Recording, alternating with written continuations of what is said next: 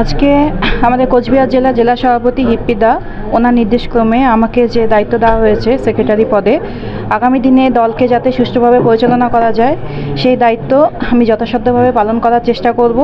এবং বিগত যে লোকসভা নির্বাচনে যেভাবে বাবার সাথে প্রচারে বেরিয়েছিলাম এবং দলকে যেভাবে আমি সাথে পেয়েছি, আগামী যে ইলেকশন আসছে সেই নির্বাচনেও যাতে দল সবাইকে সাথে নিয়ে আমি যে দলের হয়েই সবার হয়ে কাজ করব এই আশাই রাখছি সকলের সামনে।